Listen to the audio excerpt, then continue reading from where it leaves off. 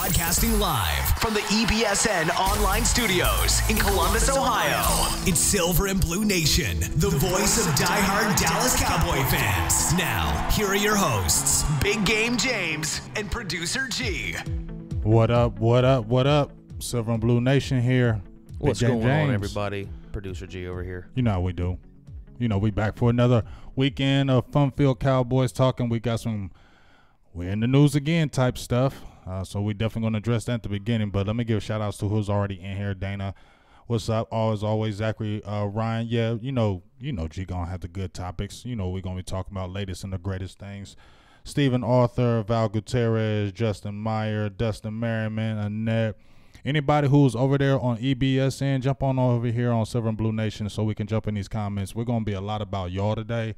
You know, we got the the topics, but we're going to have a lot about y'all. Y'all got questions, we talk. Also, if you're over on Phantom or Law Nation or the Dallas Prospect Facebook live video, make sure you jump over on here to the Silver and Blue Nation Facebook page. That's where we'll be watching the comments today. And let me just thank anyone who does tune in with us today. And if you don't get a chance to and you want to rewatch the show, you can rewatch it right where you're watching now, or you can jump on iTunes and Google Play and SoundCloud later on and listen as well. Make sure you do. Yeah, and if you're in Law Nation's YouTube watching as well, make sure you jump over to Silver and Blue Nation's YouTube as well and watch us there. We'll be monitoring all those comments. So lots to get into today. Obviously, there was some breaking news a couple days ago with one of our wide receivers. Mm-hmm. Terrance Williams was arrested. Right. You got the picture. Look at it. Don't he look sad as hell? Public intoxication. He knew he messed up. Ain't that a picture a picture of he knew he messed up? He smashed. Well, I don't think he even did smash. I think he like, man, I knew I shouldn't. Man, they're going to be on me all day. They're going to be talking so much trash about me. Because, I mean, he a sensitive dude as far as with them comments because he jumps on his Twitter a lot. And he gets sensitive with them comments. And he's like, laugh now, cry later type stuff on the Twitter. I think it was like beginning of the year. He's like, he's going to have the last laugh. And then you have something like this happen where he's saying, you know, the initial report is like he crashed into a pole, and now he's saying he didn't hit no pole. He swerved and hit a curve and smashed the car, couldn't drive, jump on a scooter, and somebody arrested him for public intoxication. It's just kind of crazy, man. Just kind of weird. Yeah, and especially because he had been, you talking about him posting on social media, he had been saying things like, I'm going to show you guys. I'm going to show everybody. I'm going to, he had the videos where he's catching with his hands with the trash cans. I posted it. You know, I want to give him a little bit of love, you know what I'm saying, trying to get him right. But, you know, the odds are against him. But I don't know if they still cut him. I don't know if they still do. I mean, it don't really matter if we cut him or not. Like if they cut him, it does though a little bit because there's $5 million on the line. Yeah, but it's dead money though. If they cut him, it's like not going to kill us if they do because we already got $21 million. Well, it doesn't free up nothing with the cap this year. Right, it doesn't really do anything if you keep him or if you cut him. That's what I'm saying. Either way, it don't really matter if you do it. The people are going to say, if you keep him, you get a player out of that money that you got to spend. That's but if what you I'm don't, saying. then you get nothing. You still got to spend that money. Who's really coming after Terrance Williams, especially after a broke foot? I'm just disappointed, man, because this was his opportunity to step in and be that number one if he ever was to have that chance. Like, this was it. With Dez being gone now, like, he was going to be maybe that guy. But, no, he wasn't. I mean, you don't know. Yeah, I do. He had the opportunity. And he had opportunities before and he failed. I'm just saying he had the opportunity. I'm saying he could have, he had the chance to where he could be that guy. Nope. But obviously that ain't gonna happen now. He's gonna be suspended, most likely. You think so? I think so. And this will open up because of the public intoxication. That and getting into a wreck, and we've seen other things happen, and other people aren't getting suspended yet. Like what? I'm thinking like what? Well, I guess you got to actually. This is actually you're actually getting a ticket for this, so you probably are gonna get in trouble because you're actually went to jail. I mean, yeah, you were arrested. You were drunk in public. Yeah, you are violating the personal conduct policy for the NFL. Probably 2 games. But, yeah, 2 to 4 games is what I would think. 2 games. But that'll be an opportunity, though, for one of these younger guys to step in. Maybe Michael Gallup can step into that role. There's a lot of guys. That number one. KD Cannon, everybody's been talking about him. Who's going to be the number one? Allen Hurns? We don't know that. We're all speculating, but nobody knows who's going to be the number one. You want ultimately, I think we want Michael Gallup to be our number one. I know we got him in the 3rd round, but he had very high marks in the draft and from across the board, from scouts across the board. So ultimately, I'm sure you probably want him to be your number one. Allen Hurns, he's not really a number one guy. He's not. he went undrafted for a reason. He's a good player, but he's not a number one receiver. I don't think he is. So you want Gallup to be that number one guy. Starting out, we'll see, because to me, it's the great unknown with the offense. Only thing we have known on the offense right now is our offensive line and Ezekiel Elliott. Other than that, tight ends, receivers, even Dak Prescott, still an unknown. There's a lot of depth there, though, so that's something to be happy about. What up, Ron? Let's go ahead and give a few shout-outs. Everybody who's been jumping in since we started here. Val Gutierrez, Justin, my guy's in there. He made a comment. I'll get to that in a second. Dustin Merriman, Diego, Terry Turner, Dana Brining, everybody who's tuned in. We appreciate it. Zachary Ryan, make sure you guys give us a like and a share into your favorite Facebook groups. If you're watching on YouTube, I want to get to you guys in just a second. Justin Myers said, of all the receivers we got rid of and brought in, how did Terrance Williams the one that still stay? I don't know. I mean, they love him. That's why. I mean, Dez was making so much money, he had to go. Well, and not just that, they love him in the organization, man. I keep trying to tell you. Like I met his family at the Atlanta game when I went. I met his mom. His mom is a really nice lady. His family really supportive, and they really like him within the building. And you know, with the Cowboys, if they like you, you're going to be on the team no matter what. That's been known throughout. If the Cowboys favor you, you're not getting cut.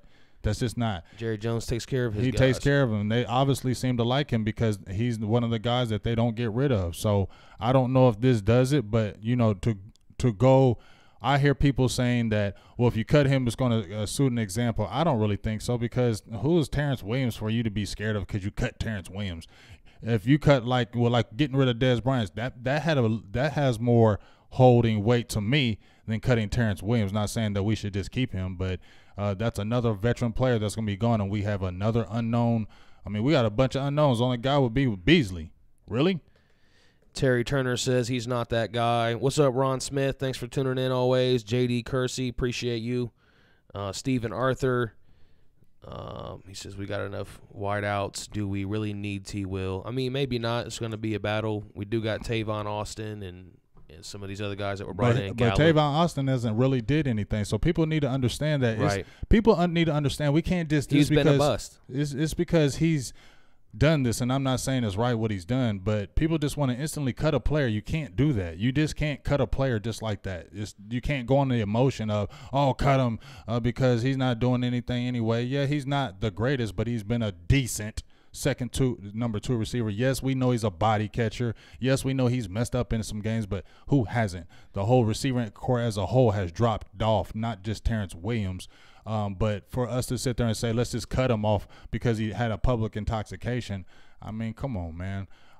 We need to look at the whole thing, because we don't know what we have in Deontay Thompson or Katie Cannon or, Michael Prophet says it's Noah Brown's time to step up. Yeah, but it's his time to step up, but he's still an unknown. Is this not correct?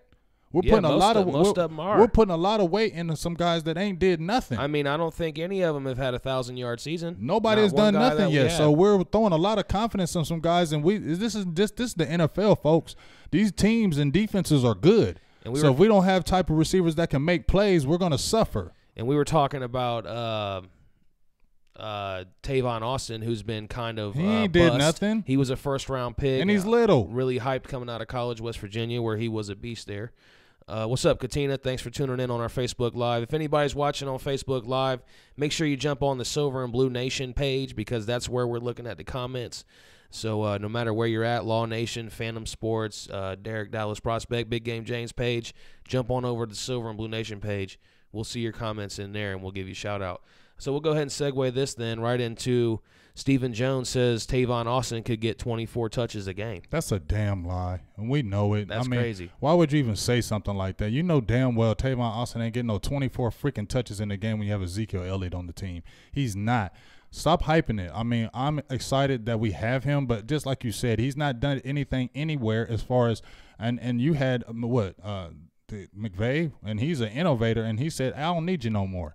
So they've tried to figure out ways to get him the ball and make him productive. He's had I remember those few games. I watched those games when he against Indianapolis where he was killing them boys with them 3 catches, 3 touchdowns. Yeah. But he hasn't really done anything consistently. So to sit there and say that we're giving him 24 touches in a game, that's just really just dumb. That's not real, and you know it's not real. And let's just hope that when he does come in the game, we don't automatically do a jet sweep with him, because I'm gonna be pissed off. Like, come on, man, let's not make it obvious when he comes in the game and we automatically go right to him, because these defenses freaking know what they're not stupid. These guys get paid a lot of money. They know what the hell's going on. Be a little creative with them. That's like what you saw with Ryan Switzer. Like, when you knew when he. You knew when he came in. When you do that damn jet sweep, what's happening? You knew when Lucky Whitehead came in the game. You knew what was happening. That's not good football. Let's be creative. Where, hey, put him in on first down. How about that? Then we don't know what you're doing. Don't put him in on. You know what I'm saying, G? Yeah. I mean, I really want to be excited about Tavon Austin, but I just know the Cowboys, they have never been able to use players the right way. I know he has a ton of potential, but I just don't have any faith that the Cowboys can use the guy the right way. Like, we haven't shown we can. Lance Dunbar, that's an example. If we had Lucky Whitehead. Yeah, exactly. Ryan Switzer. If we would have had Darren Sproles, we would have never used him. We wouldn't have used him right. Like, Sean Payton is a guy who knows how to do that. Right, and that's the biggest issue. We think if we get these players, they're going to just do all these things that we're doing everywhere else. No, it's called coaching. That's why they have the coaches, and that's our biggest issue. We're doing good by those guys that we brought in, who I love, but at the end of the day, we still have the same offensive, defensive, and head coach at the helm. And if they don't step it up, we're going to just be the same potential team that looked good on paper and never did crap. Since we're talking about Stephen Jones saying that, and you and I were talking about coaches off the air, we can go ahead and transition into Jason Garrett then. Yeah. And has your patience run out with Jason Garrett? I'm asking everybody in the comments too. Leave us a comment. Has your patience worn out with Jason Garrett? Is this his last chance for you? I mean, and I'm gonna tell you, I like I said, I don't want to sound like I beat a dead horse with Jason Garrett, but I'm just over it. Like, I told you from the all or nothing, everybody, people, you can look at a few ways with Jason Garrett. He was a guy that he's a guy that's on it. He's a guy that he's not a pushover. He does, he's getting that team together. Or you can look at it like, and they're just kind of maybe deflecting. And me personally, my patience is worn thin, because I love getting these players that we're bringing in, but it doesn't matter if we don't do anything. 8 full years? Is it full years? Yeah. 7 seasons and an interim season. And yes, you have 2 NFC East championships, but what did we win? We won 1 playoff game, and that was by, I feel like, the luck. The football guys said, come on, we got to give Dallas one of them, because they're going to just beat them up again for losing in the playoffs, because you had that pass interference. If that Detroit would have got that pass interference, we weren't beating them. Okay, I don't care. Nobody tell me. And then even when we got the ball, we had 2 fourth downs. Jason Witten had to get the first 4th down for us to get in position, and then Romo had to juke 15 people and then throw the ball to Terrance Williams, who scored a touchdown. We win the game, right? So it was by the skin of our chin. We didn't dominate anybody. And then we go back to the Dez Bryant. Yes, it could have been a catch, but we didn't stop Aaron Rodgers all damn game with a tore-up calf. He had 4 minutes and 32 seconds. Do we know that he couldn't have went right down and scored a field goal on us to beat us in Green Bay? You get what I'm saying? Yeah. And like, Garrett is the coach to just make all the decisions to stop it. I haven't seen it yet. And so I've supported him for real. My sister would get on me. She would like, I don't like Jason Garrett. I can't stand him. I'm like, it's okay. I can bring her on the show and she see I backed him. But now I don't want to hear that crap no more. I don't want to hear it. I want victories. I want playoff victories. I want NFC championships, and I want a Super Bowl. And if this guy can't do it, because sometimes you can get a coach who's coached so long and his message is worn thin. You're going to work hard for him. You're going to do things for him, but his message is worn thin. I told you about the Tony Dungy thing. Great coach, but his message is worn thin. As soon as he left, what happens? Gruden comes in, gets a Super Bowl. I think this could happen maybe with Garrett, that he just built the team and he was good with that, but maybe you're just not – everybody ain't a head coach. To Dungy's credit, though, he went and won a Super Bowl with the Colts. He did, but everybody ain't a head coach. Just because you got put in a head coach position don't mean that you're a head coach. You know what I'm saying? You can put it – he's done good help putting a team together, but that don't mean you can just coach that team and get us to where we need to go. That don't mean that. And I haven't seen it. Where's the confidence that you think Jason Garrett can take us to a Super Bowl? I want to have that confidence, but I don't. Where's it should show me anywhere? If, like I just told you off air, if they got rid of Jason Garrett right now, where are we going to sit there and say, oh, we fell off because Jason Garrett ain't our coach no more? Are you serious? Yeah.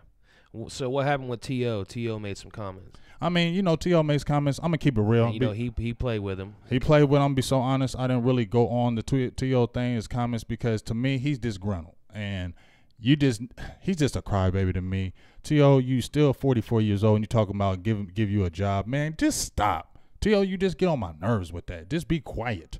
So, but what he's saying probably was true with Garrett.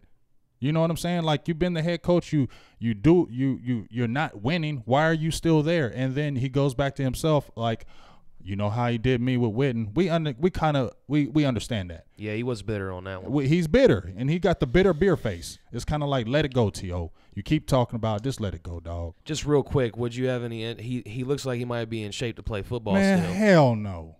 I just want to ask. No. If you're watching in the comments, would you be interested in having Terrell Owens come back to the team? It's been like 10 years. Yes, let's give some shout-outs.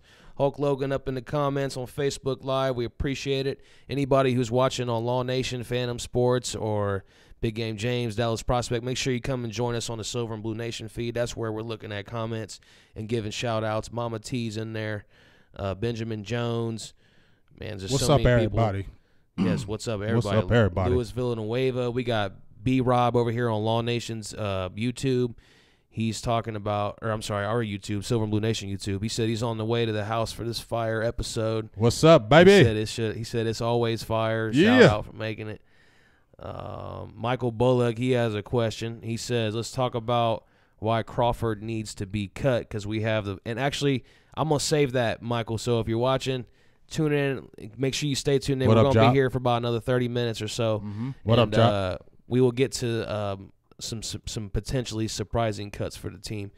So let's just keep it moving in with the topics right now. And you want to give us the latest with Randy Gregory? I know he maybe applied for. I think he applied for the reinstatement Thursday. It was supposed to be Tuesday. He did it Thursday, and I really think he's going to get it. Why wouldn't he get it? I mean, they said he hasn't failed a drug test what we know. What we know since 2016. He's got mad people backing him. Chris Carter back. When you got those type of people in your corner, why would Goodell say no? And you haven't been smoking. Like, what would be the point? Isn't the whole point of this to get guys back in, being success stories and not failures? Wouldn't you be a failure if you said no, you're not reinstated, especially if he's done everything and everybody's behind him? So yeah. I think he's getting reinstated. My thing is now, let's bring him along slowly. Because he hasn't played football in 2 years, like for real football. But let's bring him along slowly. And I think that talent doesn't go away. Still young, 25 years old. And I'm excited. I ain't going to lie. I'm excited. I think that guy's the man. I felt like when we drafted him, we drafted him to be the man. And I feel like that talent just doesn't go away. And let's just bring him along slowly and let's watch him work. Yeah, there was a video that you had posted throughout the week of him doing some kind of drill, but he looked really explosive. Yes, he did. Now that got me excited. I mean, did you see it? That one got me excited. And then I think it was even 2016 when he played the season finale when he had the 8 tackles and the 1 sack on Carson Wentz. That was Thomas that he was going against, so that was no chopped liver tackle that he was going against, and you could just see his explosion, the bend. That's what everybody talks about with defensive ends. With DeMarcus Lawrence, he doesn't have that bend. He's bulky. He's kind of muscle bound. Where Randy Gregory has that natural bend when he can get up that hand placement and get up underneath you. He has that bend when he can. Ooh, it's just that's what you want, G. That bend. When you see that guy with that bend and he's get low and he's 6'6", not lose his speed, man. I'm trying to tell you, dog. If this guy. If he just keeps his mind right, man, Randy Gregory, you could be a success story like no other and shock the world. Shock the world, dog. Shock the world with the Cowboys. Shock the world. Well, let's keep talking about defensive line since we seem to have drama all across the line. We got David Irving. What's the latest with that on this little domestic violence thing? I told you, we ain't going to stay on it long because you got your thought about yours and I have my thought about it, but I think she just a faker. She had the videos, Here's my thing. If the courts say you get custody, then guess what? That tells me everything because, I got kids and the courts usually always side with the woman. That's just the truth. I don't care what anybody tells me. That naturally, the father has to really prove. And if the courts are saying you're an unfit mom, you go down and get your kid, that tells me that David Irvin is trying to do the right thing, and he had been in a relationship. She goes right on social media like clockwork, like, not saying they do, but like clockwork, posting videos of her getting beat up, and we find out that you was a aspiring MMA fighter. Okay, so you're talking about you posting these pictures and you fighting, and then now you're trying to play it on him. That's just whack and lame. And you just, I feel like, and just not to jump on a side subject, but Reuben Foster. I was thinking that shit, he did that stuff just because of the accusations. I'm tired of it. And then you come back and lied for money. There should be some kind of something happening to some of the ladies. I know guys do wrong with the domestic violence, but there should be some kind of recourse for these ladies that make these charges and they're false. And you're putting guys, I mean, when you get that reputation, it's a hard reputation to get away from. I think I'd agree with that. So, So let's go ahead then and move on. but he's good so far. We'll stay on the defense here. Jalen Smith's not wearing a brace on his knee anymore. He says he might not need one the whole season, right? Hell yeah, and that's a beautiful thing. The video, they had the video posted. I was going to post on mine, but hella people posted ahead of time, so I didn't do it. I know you saw it. What was he doing? He was just doing his, linebacker drills back and forth, but, he had the AFO brace the whole time last year doing that. And, he looks good. He looked fluid. He looked, the thing that I'm happy is you're not using that brace. You're coming all the way back from that. Let's see what we were all been waiting for when we drafted you. Well, in that first, in that second round, when you should have really been a first rounder. So I feel like that explosion is coming back. It's another year under his belt, another year with Sean Lee. And if the Vander Esch kid can really turn out to be something, we got a good starting linebacking core. I like it. Yeah, who was the other linebacker? Covington or something? Covington. We got Covington from Indiana. We got the guy, Joe Thomas from Green Bay. And, he was active, like I said, 2016. He had 70 tackles. Green Bay has good defense, and they always got pretty decent linebackers. Green Bay always has pretty decent linebackers. I wish we could have kept the J-Ron Elliott kid. I think he could have kind of maybe did something for us. But I think one of the guys who has to worry about being cut is Damian Wilson, because he was a guy that we had hopes for, what Cowboys had hopes for, and he just hasn't did anything. And he ain't showed nothing, and I wrote an article, and pissed me off. I wrote that article hyping him, and he didn't did jack poo. So he could be a threat of not even being on the team. The only reason why I could see him making it, see if he has an outstanding camp and for depth. Other than that, I can see him being cut as well. Zachary Ryan has a comment here on our Facebook Live. He said, Big Game James, I asked you and JK during training camp last year if you thought they would use Jalen Smith in a pass rushing package. From what I'm hearing, they will be doing that this season.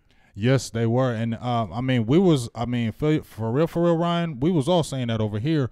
We were saying, last year, weren't we, G? The number one, not have expectations for him. Right. Bring him along slowly and put him in rush packages. We were saying that at the beginning of last year because you don't know what you have, but if you just put him in on a third down and rush him, because he has a straight line speed, he doesn't have to worry about jumping back and forth. He has to worry about, that was his issue, the lateral movement and the back and forth with his foot. So if you can just send him on a rush package where you saw him in the San Francisco game where he got that big sack where they sent him straight up the middle and you saw the explosion.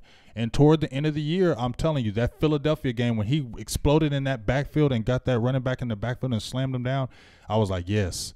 That's the Jalen Smith that we want to see. And if he can continue to do that, he is going to make moves. He's slept on right now, I think, because of that injury, and I think people kind of held it over his head. But he comes in, he could be a 100-tackle guy. I mean, he had it at Notre Dame. Yeah, I told you my thought. I'm just a little bit concerned about the mental part of it, but we'll have to see when he's on the field. I mean, that's the only way we're really going to see it. Yeah. Let me give a couple shout-outs. Jonathan Cook over here on our Silver and Blue Nation YouTube channel. Derek Wiggins, Mike Mardo, Stevie Mac 23, the real Bishop Kane. Appreciate everybody tuning in over there. Yeah. And then again over here on our Facebook Live as well. What's Floyd up? Hope Jr.'s in there with us.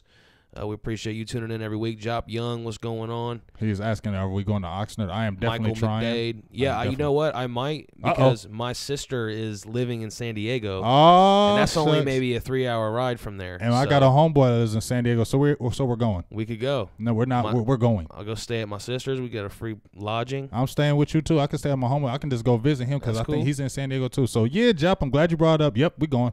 I think I'll be there because Ain't no I think he going. I was already planning on going back late July and sometime in early August. So we that's going right around training camp. So we going. I think I might be there. We going. I think we might go. Silver and we Blue going. Nation in San Diego. We going. There's probably a lot of Cowboys fans there. Hell yeah, Cali is where it's at.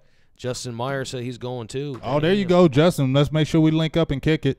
Everybody's going to San Diego. Why not? Let's go. Everybody who can go to San Diego, let's all go. All right, let's move on a little bit on another topic because we're running out a little bit of time here. All right, yeah, we're on time frame. About 20 minutes or so left here. Yes. There was something going on with Cole Beasley and the Undisputed team, the Undisputed show on FX. Right. Are you frustrated with any kind of thing that's going on with this, with Cole Beasley rapping? And no, I mean, is there any frustration there? Because we're pretty frustrated with, I would say, with Rico Gathers. I feel okay. Here's the difference because I feel like how people are bringing it up. Here's the difference. Now I heard what Cole Beasley said. He said he made them tracks 2016 way before the season. He balled out that season, so he's basically saying, while y'all talking all that trash, like I'm making these records now. Right. I did this in 2016 and I wrote all that stuff didn't know then. that, yeah. And they didn't know that, and I blew up. So what y'all can't correlate that. So you can't say that affected my career. Do you have a problem with his comment that he said he's a rapper first, then a football player? And I wonder if that has anything to do with, because if you remember when he first came, he quit. But see, that's what I said though. It was Cole Beasley and Danny Cole, I think, was the other guy's name. Jeff said 3 times plywood. You remember that? He said 3 times plywood. You remember Danny Cole? Yeah, I remember Danny Cole. Virginia broke Tech. Foot. Yeah, he broke a foot. So it was him and Cole Beasley were the two guys that year kind of battling it out. Cole Beasley stuck around and won it, but he did leave for a little bit. He quit. And we begged him back. I don't know. Why did we beg him back? I wonder if he was rapping then and he thought he was going to go be a rapper first. And maybe his career didn't blow up and he needed cash. That's what I'm thinking. Maybe he think he needed cash. I need cash to fund how blessed are you? You have those options. You can either rap or play football. But you can play football to fund your rap career. Right. Whereas you couldn't if you didn't play football. You got to have that. So maybe he was thinking like that. So, hey, I already told y'all about Beasley. I already told you to trade his ass, trade his butt last year. You can say ass. I can say ass? Okay, thank you. Well, trade his ass last year. You feel me? Because I told you, he's 29 years old. His last year's deal. You ain't re-signing him, so what the hell you keeping him for? You should have got a draft pick for him and then drafted somebody else to take his spot because at the end of the day, yeah, Cole Beasley, he got something to offer. He got the little shakes and can catch the ball, but you ain't really scared of no Cole Beasley. I heard a few people in the NFL, some guys said they were covering like he's really sweet. Yeah. But Cole Beasley, okay, just get something for him and let's keep it moving. Let's get some bigger guys and let's keep it moving because you got Deontay Thompson is bigger than him and he plays in the slot and faster. So really? You think he'd be better than Cole Beasley? You don't know. I don't know. You don't know. So are you more frustrated, though, with Rico than you are with Cole? I'm frustrated more with Rico because Rico, number one, ain't been playing football. See, Rico never played football. Cole Beasley went to SMU and played receiver. He played for 4 years of college, and he played in high school. Rico Gathers ain't played since 8th grade. So your curve is a lot bigger than everybody else's. So you ain't got time to be sitting on your butt. I'm not saying you sit on your butt. You ain't got time to be making records all the time, dog. You got to be in that on that field training. And what frustrated with me was the year before, we was all on Rico Gathers because he was working hard. Jason Witten, we were all talking about Rico Gathers is training. And then Kayvon Frazier came and smacked you. His preseason was monstrous. And Kayvon Frazier smacked him. And that's how it all. Have you noticed it changed since then, dog? Let's keep it real. Yeah. Since Kayvon Frazier smacked him, you ain't seen him talking about this football, that football. All you seen about him is talking about making records. I mean, when it comes to that, I've said this before. I think maybe with that situation, him taking a hit and being out like that, and now he seemed kind of scared or something. Like, I just don't think he knows. JK said it. I'm gonna give him the love. JK said it. He don't know how to take a football hit. What'd JK say? That's what he was saying. You know, when it first happened, he was like, I think the football got knocked out of him. I was like, yeah, I feel you because it's he just went from all football to nothing right after that hit. You never heard nothing about him. You didn't hear about him on football. And think about it. Ever since he got hit, you didn't hear about him all year, right? Yeah. Then when you hear about him this year, do you hear about him training? No, you hear about him making records. Well, when he first got hit, I thought that he was only originally supposed to be out like 8 or 9 weeks, and then it was never ready. What concussion have you seen that long? Yeah, I know. That's what I said, though. I just don't think he knows how to take a hit because you got to know how to get hit. You got to know how to put your body in a position when you go to take a hit. That's why when dudes get blindsided, that's when they get smashed because they weren't prepared to take that hit. Right. So my thing is, it doesn't matter. See, people just think you can just come in the NFL because you're 6'7", 290 pounds. There's plenty of 6'7" guys and 290-pound guys in the NFL. This is the best of the best.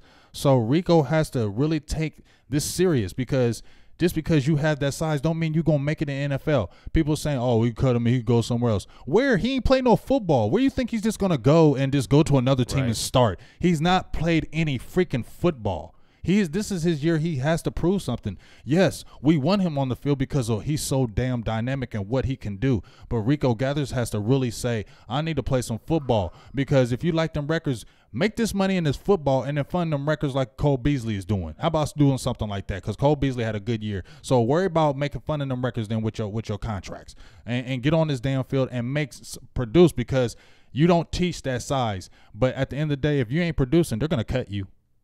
That's my surprise cut anyway. I don't want him gone, but I think he might surprisingly get cut if he doesn't show anything. Rico Gathers, he was my offensive surprise cut. I want to take a second and just thank everybody who's been tuning in with us, whether it's on Silver and Blue Nation or Law Nation YouTube channel, or the Silver Blue Nation, Law Nation, Big Game James, Dallas Prospect, Phantom Sports Facebook pages. We appreciate that. Come jump in on the Silver and Blue Nation page so we can see your comments and give you shout-outs.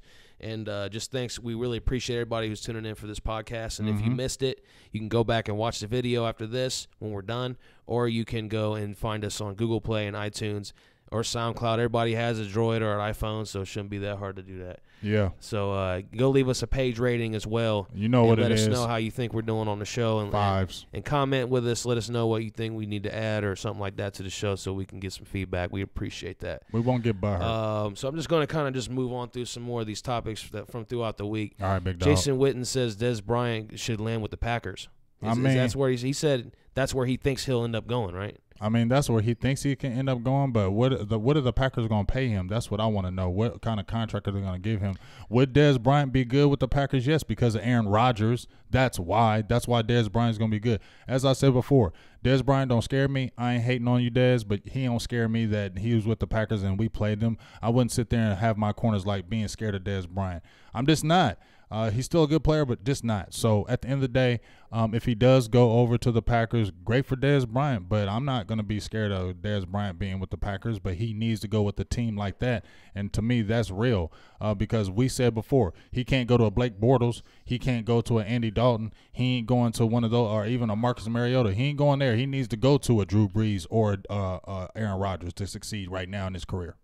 From what I understand, he hasn't even been offered anything else from any other teams aside from that Baltimore contract that he turned down. So he might end up regretting not taking that. I mean, we'll see. I mean, but you know what it is in football. Too many people get injured and hurt. And go ahead. I was just going to say, I also had heard that Janoris Jenkins was lobbying to get him in with the Giants, which I don't understand that, because he's the guy always making fun of him for only being able to run 2 or 3 routes. They always do that, though. They'll talk about you, and then when you cut, they're going to always like, yeah, come on with us.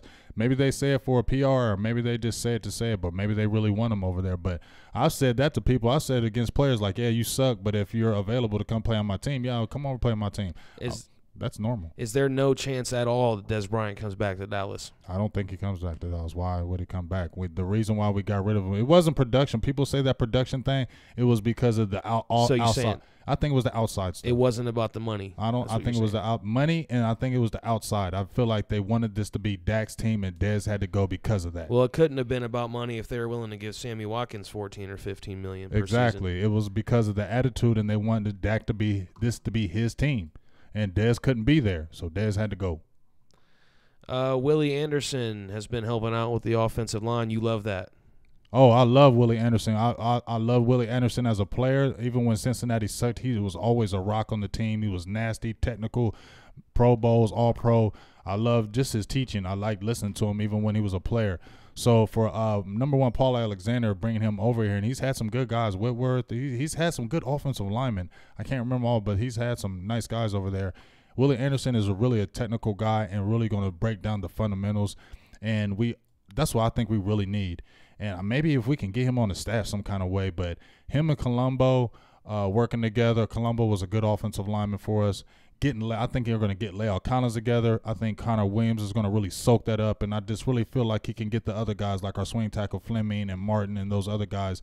And maybe I don't know what happens with Chaz Green. I don't know if he will make the team, but if he does, I feel like his teaching can help step a guy's game up. And somebody else who's looking real damn good is Tyron Smith, man. That dude is just built like a freaking – he's not built like an offensive lineman. He don't look like one. I've seen some videos. He don't look like one. He looked like he's healthy. He was doing his moves. Man, we get a healthy Tyron Smith. That's just going to get our line running. And please sign Zach Martin to his contract. He said he feels better with the plan, with the guys, but obviously it's weighing on his mind. Sign this man to his money. All right, let's move on from that to we'll kind of get back into some of Law the draft. said he wants to call in. Law wants to call in? Yeah, he said he's about to call in. Get Call Law on in, the Law. phone. Law, give me a minute. Give me just a minute, Law. We'll get you in here. Who could be the sleeper in this year's draft? I guess Dak Prescott was back a couple years ago. Last year, I guess you could – who would you say might have been last season? But last year my sleeper was Jordan Lewis. I was going to say maybe Lewis, but he was still kind of a higher pick, so I don't know how much of a sleeper that is. But Where'd he go, third round? yeah.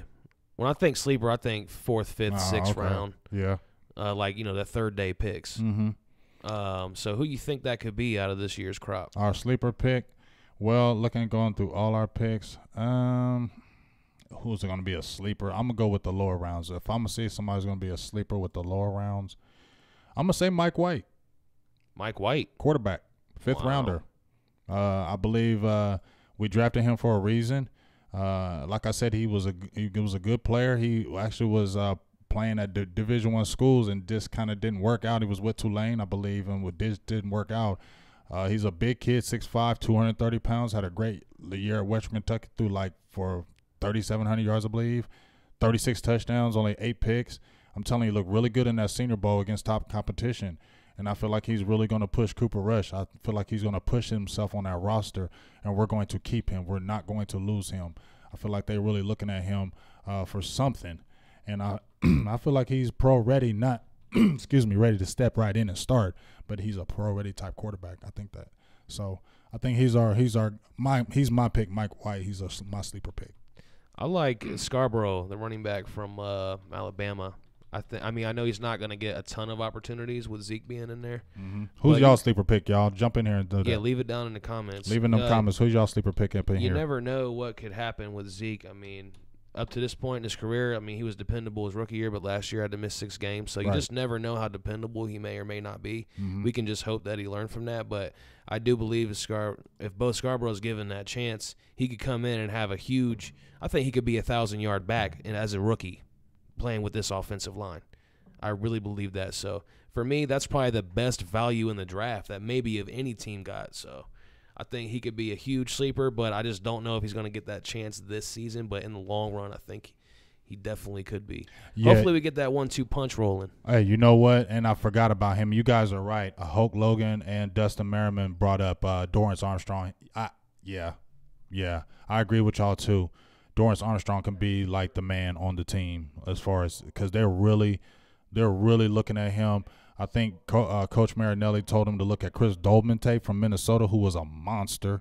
But, yeah, Dorrance Armstrong, I agree with you guys that he is definitely a sleeper pick, and I think he's definitely going to surprise. I feel like they have really high hopes for him. A lot of guys got potential to be sleeper in this draft. I kind of like that Boise State wide receiver too. I like our draft. The more I just keep looking at our players we drafted, it was a good draft. We've had good drafts. Who was your favorite one? Your favorite pick? My favorite pick? Who was your favorite pick in this draft?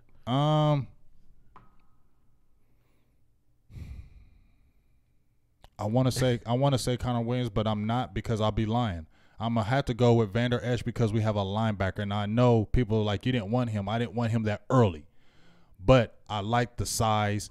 I like the attitude. I like the mindset.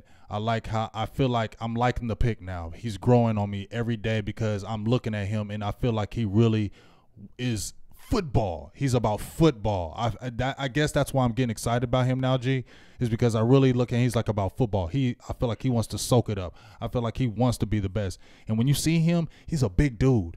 He really is a big guy. I didn't know he was that big, but when you seen him in the rookie, he's a big guy. And if he can really hone that down, man, I'm excited about him. I cannot lie. I'm worried about that neck, but I am excited about him, and he's the guy I really want to succeed. So you think he'll make the biggest impact this season? I think he can. I do now. I was wrong. My favorite pick is the receiver Gallup, because I really wanted a receiver bad, and he might not be the one that was number one for me, but I do know he was very skilled. Me and you attended the combine, so we got to see him in person, and he was very impressive that day. And just to see that change that I wanted so bad, that's my favorite pick for that reason, because I believe he's going to get on the field early and often, and hopefully him and Dak have some immediate chemistry, and that's going to be the key to success right there. So let's go ahead and jump on the phone line. We got our guy Law Nation in here with us. What's going on, Law? Man, nothing but the rent, man. Everything's good, looking good, man, for this off season, man. I'm really excited for this team. I feel you, Law. Well, I'm excited for our team. I'm not excited for Jason Garrett. I hope he can step up and finally take us there. But I love with the players that we have. We do have the unknown with our tight ends and receiving core, and we do still have an unknown with our defense. We have a lot of pieces and parts that we can put together, and we got the coaching. But we got to actually just put it together now. Yes, indeed. Everything is going to band together. Now, you said sleeper picks. I picked on when you were talking about that. If Mike White is a sleeper, then something catastrophic has happened to either Cooper Rush and also Dak Prescott. So maybe that's something that happened down the line. I'm not saying that I want that to happen, but what I really want to see to happen is the sleeper is Cedric Wilson. I think that if you can come into the inside, he's a guy that you can flex to the inside and also play on the outside. That would be a plus. I do like Michael Gallup. My starting wide receiving core would be Allen Hurns, Michael Gallup, and then you sprinkle in Cole Beasley, and you do the little wiggle plays with Austin. Right. That's our offense right there. Then we already know Ezekiel Elliott. He's going to touch the ball 25 to 30 times a game. We want to see that. It's everything that's going to be operating through this offensive line in Ezekiel Elliott. If we can maintain the field, we win in the games. Hey, you just came in with some straight fire, like heat, like you came with, like you was throwing flame-ons. Remember we was talking about yo got fire, yo got flame. You came in with that right now. I like yo got fire, yo got flame. I like it. Hey, I'm feeling you. The reason why I said Mike White, and I'm not saying I want him to start or anything like that. The reason why I said Mike White is because I just feel like he was a good pick for the value of the 5th round. I felt like he was a higher grade as far as a quarterback goes, and to get him value in the 5th round, because at the end of the day, we saw Cooper Rush, but that's still preseason, and that was still against a lot of 2nd and 3rd teamers. So we're jumping up and down about Cooper Rush, but we've seen players do good before against 3rd and 4th stringers, and then they play against the 1st stringers and look shell-shocked. So we got to slow them brakes about Cooper Rush. Yes, he looked good, but let me see him against some first teamers, and let me see go against them guys. Then I'll be a little more happy about some Cooper Rush. Oh yeah. I feel exactly what you're saying. And hey, all this offseason we were talking about before the draft, we were talking about dogs, right? Right, dogs. We were talking about this team needs some dogs. I believe deep down in my heart, my soul, the depths of my knowledge, that I believe that Chris Richard is going to bring the dog out of these guys. I think that he's going to put Cheeto Bay Awuzie on the line. I think that he's going to flex Byron Jones. We're going to finally get the value what we wanted out of Byron Jones now. Byron Jones is going to use that frame, that physical power that he used against the tight end. I think that Byron Jones is going to lay the thunder on everybody out there. He's going to be the guy that's going to have a breakout season. Mark my freaking words. I agree, but I've said before though, I think Chris Richard should be our next coach in waiting. I'm not trying to squeeze Garrett out there, but I think Chris Richard, I feel like he was prepping. He followed Pete Carroll a lot of ways, a lot of places. And now I just feel like you see how the demeanor is changing, even with our defense, the mindset. When you listen, we talked about it on Wednesday, his mindset, how he just gets everybody together. And that defense, you're right. Our secondary is going to be what we want it to be. It's going to be aggressive, what we've been clamoring for us to be, not going in the stick and prevent defense after we're beating a team up 2 touchdowns and letting them come back in the 4th quarter. Now we're cutting the head off the snake, and we're cutting it off early, because now we're going to have a guy who's going to sit there and say, we don't care what you do. We're not caring about what you do. We're going to do what we do. And that's the type of mentality that we need to have on our defense. And this is what Chris Richard is going to bring to the table, to the fold, and to the team organization. Woo, make me want to hit somebody now, man. I want to hit somebody too. Where's the helmet at? Hey, How about Law, them Cowboys? I got a question for you, Law. What do you think about Stephen Jones talking about Tavon Austin getting 24 touches a game? You just mentioned Zeke getting a whole bunch of touches. How's that going to work out? I think that he was speaking out of the side of his neck. He might have had too much of those.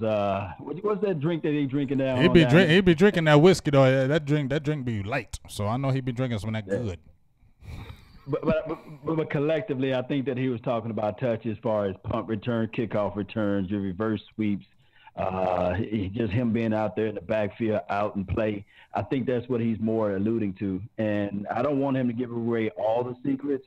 The best thing that I want to see, too, if anybody got Photoshop skills, I want you guys to go ahead and craft this image of Dak Prescott. I want you guys to get a bus or a big, nice, clean bus and paint it silver and blue and put Dak Prescott in there. And all we want Dak Prescott to do is drive this bus onto the Super Bowl because he can do it. Don't worry about him passing 4,000, 5,000, 6 million yards down the field. All you want him to do is hand the ball off to Ezekiel Elliott, and when the team is up front and up press and they're trying to stop the run, he hit him with that play action. He can win that. Do what Blake Bortles did. It worked with Blake Bortles, didn't it? I mean, we've seen it. It worked. If you have good coaching, it goes back. So you see what they did with Blake Bortles. Weren't they all saying Blake Bortles was a lost cause? Weren't they saying that just a year ago? He's a lost cause. We ain't going to do nothing with him. It's going to be his last year. Good coaching comes up, coaches him up, puts him in the position to succeed, doesn't take him out of what he doesn't do good and put him what he does do good. Rely on that running game, rely on that defense, and guess what? They was, one play away from possibly going to the Super Bowl, which they could have went, and nobody would have thought that with Blake Bortles being at the helm. So it's been proven if the coaching steps up and puts your quarterback in the right position, you can take you to that promised land. It's shown. All right, real quick, before we wrap this show up, I got one more question for both you guys to hit, and then we can start to end this thing here because I know James got to get rolling. Who could be some surprise cuts during this offseason? You first, Law. You want me to go first, or you want? Yeah, go ahead. You go first, dog. I'll put you on the seat. All right. I can tell you right now, it may be surprisingly that Cole Beasley is hearing the footsteps real loud, right? And then you also have a Rico Gathers. You know, if he don't step it up, if he don't step into the fray, he don't learn his playbook. Then Blake Jarwin, Schultz, and Swain is going to just ride off into the sunset with their positions. And I mean Tyrone Crawford. Although he have a C on his chest, somebody need to man up and snatch that C off his chest because somebody need to earn and learn this position to take over. Because this front four, they need to stop being finesse. I wanted a big, nasty dog out there. We'll see what these undrafted rookie free agents do. We'll see what Bryce do, whoever the Price guy means. You know, we'll see what they can do, but somebody got to give, and I think it might be number 98. Well, hey, we're gonna see. Well, I've been waiting on that one for a couple years. I'm gonna give you my surprise cut. I told you my surprise cut is gonna be Rico Gathers. I don't want it to happen. So if y'all thinking I'm praying for it, no. I just feel like it really could happen because just like you said, they really like the Blake Jarwin kid. He did look good last year before he got hurt. They really love that Schultz kid. I'm telling you, they love him, and they like what Swain brings to the table as far as that blocking. Rico has to step it up because he hasn't played any football, and this is his third year. He has to. Cole Beasley, I don't know if he gets cut. I would say we'd probably still try to trade him. It wouldn't surprise me that happens because, like I said, I feel like with him running his mouth on Twitter all like that, I feel like the Cowboys be watching that type of stuff. I just feel like they do, and I feel like they listen to that type of stuff. So if you're running your mouth on Twitter, they kind of get rid of you, so kind of be careful. On the defensive side of the ball, I feel like Tyrone Crawford got the Boise State protection. You got the Boise State protection. And when you got that Boise State protection, it keeps you there. Ask Orlando Scandrick. Ask Kellen Moore. Ask them guys if they ain't got the Boise State shield. So I feel like the Boise State shield got him. See, look, I'm holding the shield right now. He's got the shield right now. It's protecting him. Bling, bling, bling from all the haters. So now I think Tapper and Damian Wilson might be the two guys. I don't know if they're surprises, but I think Tapper, if he doesn't show and prove, he's gone. And I feel like Damian Wilson, I know we need linebacker depth, but I feel like he could be cut too. What about Anthony Brown? No, I feel like Brown is safe.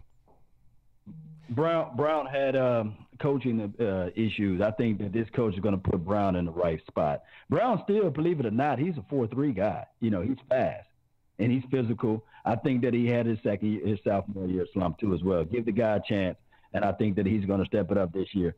Believe it or not, he still, how many interceptions he had? I know it was during garbage time and all this, but he still took the ball when he had it. You know, he had 2. when he had a chance. He could have had 3. He could have 4. We needed those 2. What's the biggest remaining question mark on this team right now? Real quick. Oh, man, the biggest. And I don't know if you guys watch All or Nothing, but I'm in fear of the coaching staff making second half adjustments. It's always going to be in fear, nightmares. In big game, James, no, we still going to have the same desire and the feeling, or the same little scaredy cat feeling. Yes. Let's talk about 20, 30 points, and it's the second quarter, and the third quarter, going into the third quarter, we still in fear because we can't just say we're going to grab some beer at this point. All right. You know what I mean? What's the biggest question mark with players, though? Oh, man. Believe it or not, I want to see Dak Prescott. Yeah. He's Dak. I'm not, the gloves come off, baby. It's Dak. We're going to really, really dive into Dak Prescott. If he don't get his footwork together, if he's not going through his progressions better, even though I'm telling you guys, you put him in the bus as a bus driver, if he don't show any improvement from year 2 to year 3, man, I'm going to be in a world of trouble. This team going to be in a world of trouble, too, as well. But go ahead. I mean, I agree with you on both statements. When G asked those questions, mine is the coaching staff. What's the biggest question mark is the coaching staff. Just like you said, the scary cat feeling. I don't care if you're a Cowboys. If you're lying to yourself, feeling like you feel confident, we have 2 touchdown leads that we're gonna just ride off in the sunset and beat teams, you're lying to yourself. So I still have that feeling of, can we ever get over the hump? And just like you said, the player to me that is Dak Prescott. He has to do it this year, like for his money, for our team, for everything, for the haters, the critics, for everything. Dak Prescott has to do it this year. Nobody's asking you to, like you said, throw for 4,000 yards, but we have to see that you're the man this year. We have to see it. We have to fully know it. And then once we can feel that and know it, then we just move on and do what we do. But this is his year to show and prove because they did everything for him. They've made it friendly for him, quote unquote, the Dak friendly offense. They made it his team. Now he has to do it. My biggest concern for as far as players go would be the safety position. I'm still not satisfied with what's happened in the offseason in that position. So I'm afraid to get burnt deep all the time.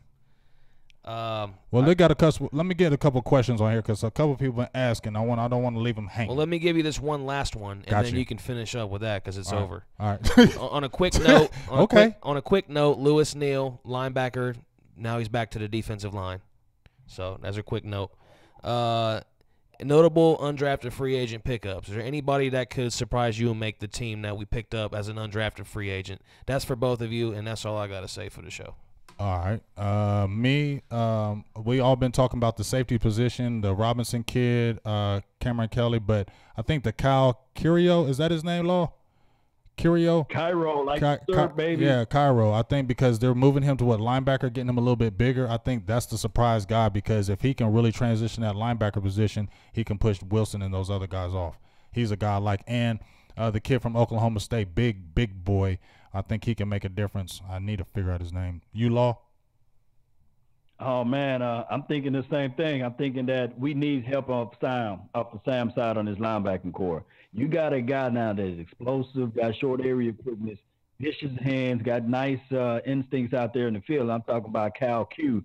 Now, if this skill set can translate to the NFL, it will be a dynamite plus for us. And like I said before, if we can just have Rob Marinelli to coach the front four and don't touch nothing else, let Chris coach the secondary and the linebacking core, we'll be okay with those guys. Now, as far as we have another guy, I don't think that anybody brought him up. His name is Malik Earl, I believe, a wide receiver that is undrafted, a physical receiver that catches the ball smoothly with his hands. I think that he's going to step it up too as well. So this offseason minicamp is going to be intriguing. What OTA start next week, right? Mm-hmm. I can't wait. This is when we have to put the bread and butter together. So I can't wait to see what this sandwich is going to look like. Maybe we add some jelly. Guys, when I start talking about food, I'm getting hungry, right? And I want this team to have a PhD mentality. Poor, hungry, and determined to make things happen. Hungry like me to get out there and start them for this Super Bowl because we need to get this thing going. And I think that this is going to be the team. This is going to be the draft. There it is. Appreciate you calling in, Law, taking the time to spend with us here, talking Cowboys. We definitely appreciate it. Appreciate you, big dog. We'll see you. No worries, man. And remember, you guys are listening to Nothing But the Bass. All right, man. We'll talk to you soon. I love it. And remember, nobody else has that. Did you have a couple? You wanted to still get to a couple shout outs or comments? Just a couple of shout outs. I think Dustin been going ham. You know how Dustin does. You know Dustin, right? Merriman, you know how he does. Yep. He been coming at me. This is just my last comment about the whole thing. I love y'all, but I gotta go.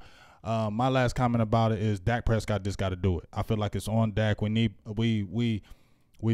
had the Earl Thomas thing. I feel like our defense is going to be okay because I feel like we're going to have good, solid coaching on that defensive side of the ball, and we were okay with what we had last year. So I feel like we're going to be okay. It's Dak Prescott. He's got to do it. If he does it and Jason Garrett somehow miraculously coaches his ass off, we can go. It's real simple. We have the pieces. Let's freaking do it. All right, well, that'll wrap it up. And if we missed your comment or we didn't get you a shout-out, make sure you tune back in next week because we're here every single Sunday around this same time. So jump in on Law Nation's YouTube, Silver and Blue Nation's YouTube. Subscribe to us there, as well as our Facebook pages. Turn on your notifications and follow us there as well. Go over to Big Game James' page and give him a follow. And make sure you tune in every week. And like I said, if you missed it, you can watch it back from the beginning right here where you're watching now once we end it. Or you can always listen on iTunes, Google Play, and SoundCloud, which will be posted as soon as we're done here. So until next week, we appreciate everybody, and hopefully some good Cowboys news this week. Hopefully nobody else gets in trouble. Hopefully we find out something on Randy Gregory. We got positive vibes going into this OTAs, and everything will be good. So until then, that's Big Game James. And that's the one and only Voltron producer G. And the show ends like that.